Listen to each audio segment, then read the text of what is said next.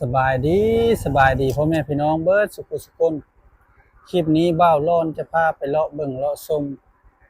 บ้านหน้ามาลาดเนาะนี่เป็นหินใหญ่นะพี่น้องเป็นภาษาจีนนี่เนาะบ่ฮู้ว่าอ่านว่าใดๆนี่จะเป็นรถโดยสารเขาเจ้าเนาะโดยสารเล่นไปพุ่นละแถวขัวเซ่พุ่นละเนาะเซ่บังไฟ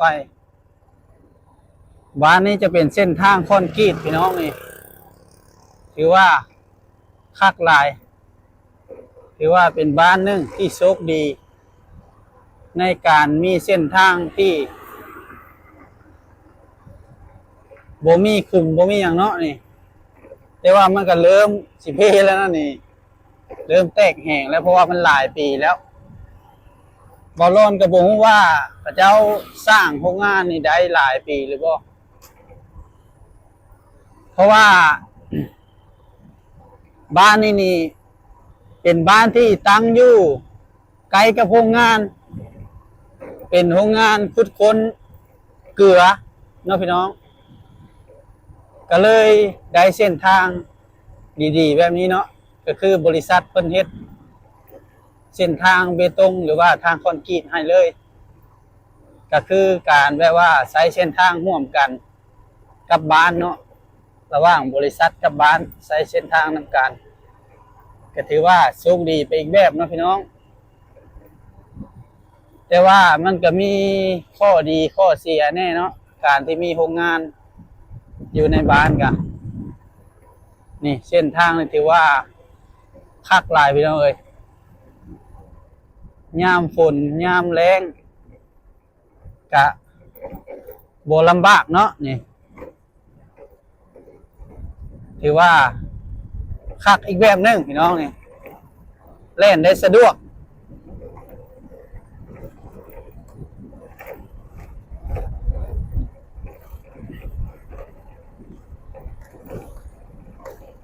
โอ้ไฟไหม้ป่าเนาะนี่เข้าไปบ้านนี่กะไก่เติบพี่น้องเอ้ยนี่เบาร้อนก็มาได้หลายปีแล้วเนาะบ้านนี่กะเดี๋ยวพาพ่อแม่พี่น้องเลาะเบิ่งเลาะชมอีกเทื่อนึงนี่ชื่อว่าบ้านนามะละเมืองท่าแขกแขวงคำม่วนนี่ก็เป็นบ้านหนึ่งที่มีหลังคาเฮือนกันหลายพอสมควรพี่น้องเอ้ย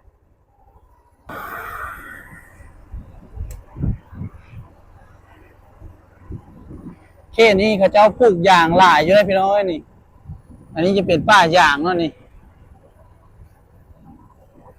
บรรยากาศถือว่าคักขนาดมีไฟเยี่ยงทางเรียบร้อยพี่น้องเอ้ยนี่โอ้มีแต่เฮือนงามๆอยู่พี่น้องเอ้ย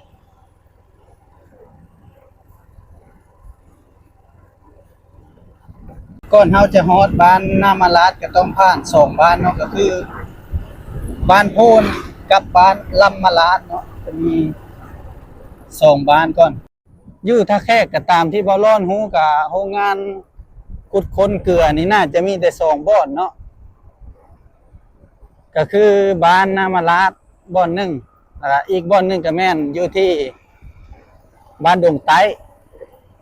นี่อันนี้จะเป็นฮอดเขตในบ้านเลยเนาะนี่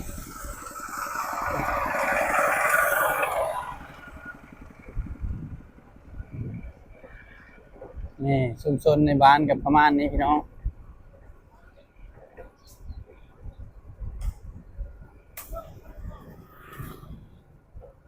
ถือว่ากว้างพอสมควรพี่น้องเลย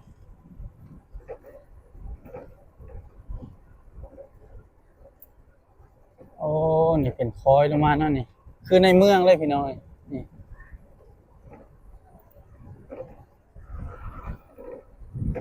ส่วนหลายกะคนจีนก็หลายพี่น้องเอ้ยเพราะว่าเป็นบริษัทของจีนเนาะมาลงทุนนี่โอ้ อันนี้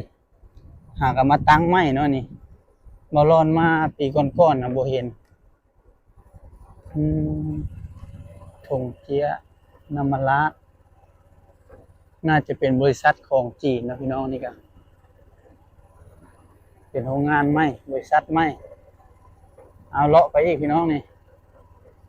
เส้นทางก็ซื่อเลยเนาะงามขนาดนี้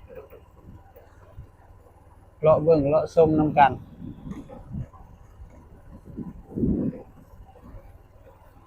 โอ้ผู้สาวยิ้มใส่กล้องแล้วผัดอัดหน้าเนาะเพิ่นอายภาคเบื้องขวามือจะเป็นทุ่งหน้ากว้างเลยพี่น้องเอ้ยมันปลาหกมันยังบังอยู่เนาะบ่เห็นครับเดี๋ยวเลาะไปอีกก่อนนี่อันนี้โอ้สวนกว้างนะพี่น้องสวนของเจ้า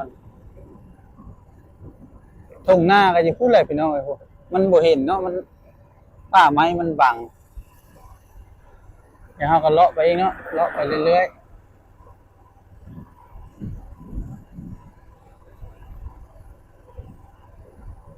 อากาศเริ่มหนาวพี่น้องเอ้ยมื้อนี้อากาศเปลี่ยนอีกแล้วฝนจะตกเอาแก้เข้าก่อนน่าจะเป็นยางนะพี่น้องแก้ยางเลยขายนี่ฮอตในบ้านแล้วพี่น้องนี่โอ้บ้านนี้จะเป็นแบบภาษาอยู่ไกลบ้านเลยพี่น้องนี่เบิ้งนี่จะเป็นแบบสุสานอยู่นี่เนาะนี่เป็นภาษาเลยอยู่แคมบ้านเลยนะพี่น้องนี่บ้านลำมะละอันนี้เนาะนี่โรงเรียนนี่พี่น้องโรงเรียนก็ถือว่ากว้างพอสมควรนี่จะมีองค์หมอน้อยเนาะ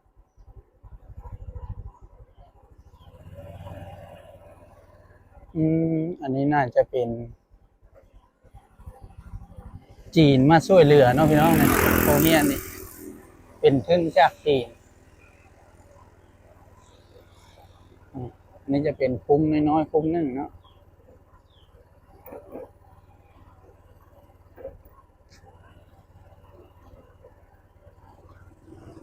เลาะไปเรื่อยๆนะพี่น้อง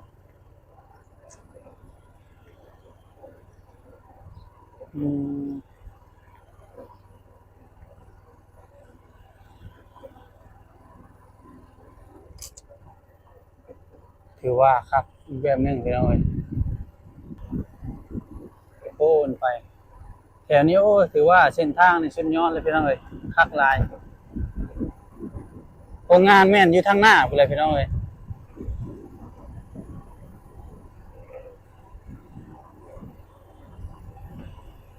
ไปเรื่อยๆการที่มีเส้นทางดีกระลุดพ่อนการถือว่าหรือว่าอันแบบอย่างรถหัวนะพี่น้องถ้าทางบดีรถกับสิเพ่ไว้จักอย่างหัวจักมีอย่างไรเนาะหลายอย่างปุ่มลาย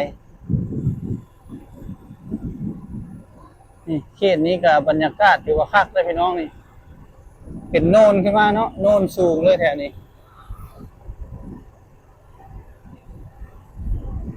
โอ้นี่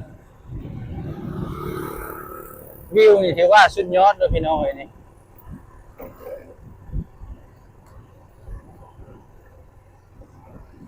เป็นโค้กเนาะแถวนี้คล้ายๆกับแบบสันผู้เนาะนี่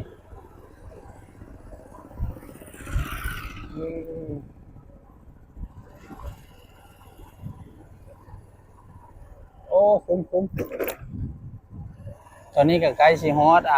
โรงงานแล้วนี่ก็จะมีโรงงานพูนทางหน้าผมพี่น้องเลยนี่เป็นคล้ายๆแบบเป็นอีกเมืองนึงพี่น้องแถวนี้มีแบบห้องแถวมีอย่างหลายอย่าง นี่ร้านขายเครื่องขายตำขายอย่างเนาะ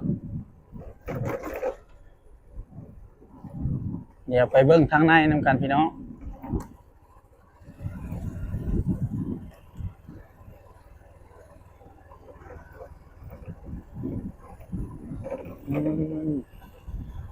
แถวนี้เฮือนยังห้างอยู่พี่น้องเอ้ยไปเรื่อยๆเนาะ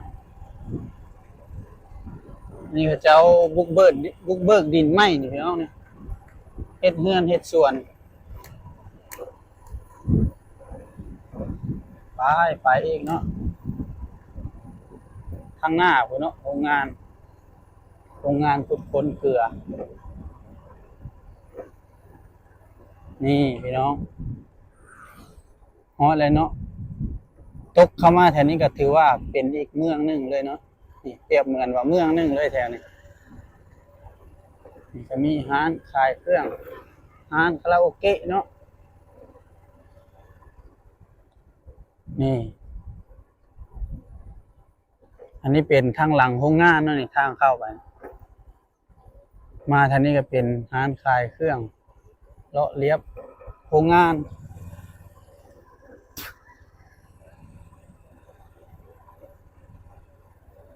มาเลาะไปอีกคล้ายๆกับบ้านดงไต้นั่นแหละเนาะพี่น้องเนี่ยเดี๋ยวเลาะไปเรื่อยๆเนาะเป็นซุ้มซ้นหนาแน่นเลยพี่น้องไอ้แทนเนี่ย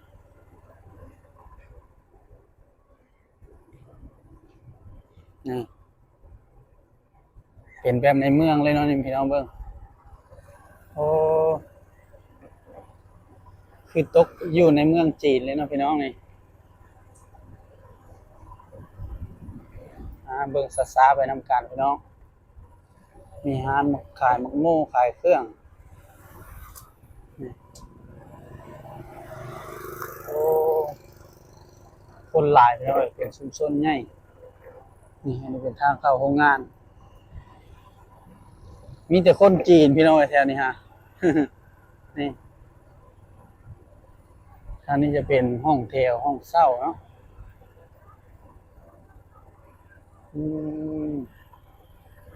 นี่พี่น้องบรรยากาศพระเจ้าก็มาเช่าห้องสร้างอย่างอยู่เนาะนี่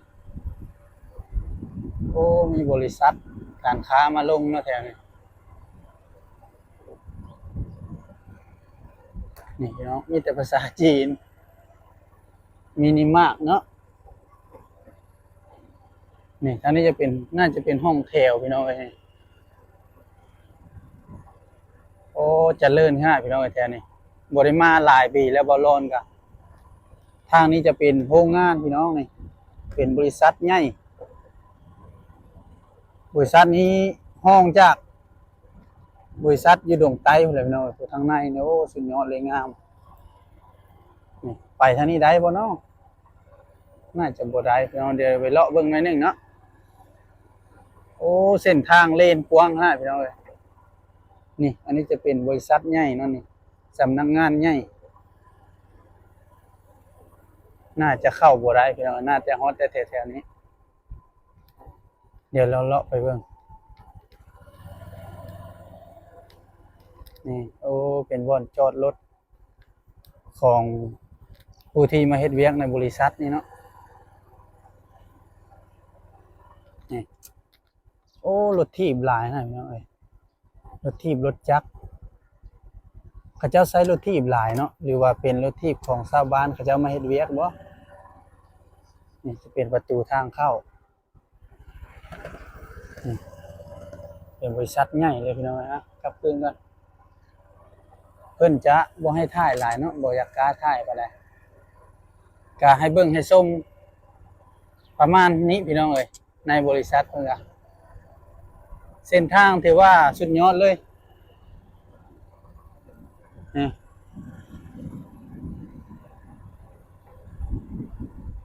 วิวก็งามไม่ได้พี่น้องเอ้ยขึ้นมาแถวนี้นี่มันจะสูงเนาะนี่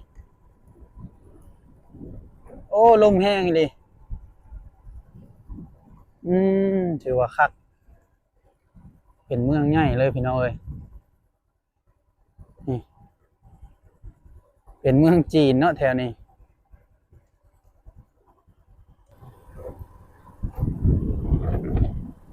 บรรยากาศครึมๆพี่น้อง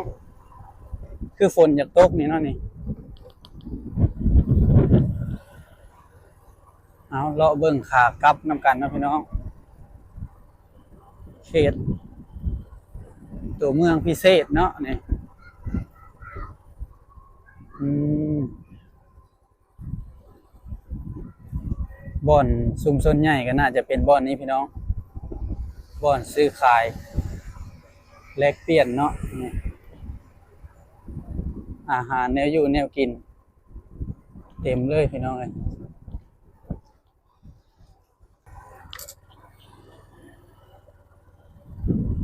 ไปบ้านนี่พี่น้องไงเป็นชุมชนใหญ่เลยพี่น้องเอ้ยบ่อนเนี่ย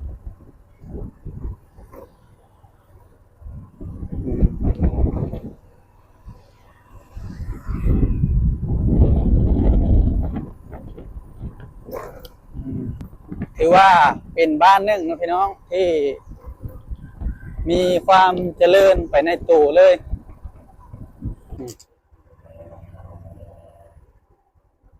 เอาสำหรับคลิปนี้ก็ขอจบเพียงเท่านี้เนาะ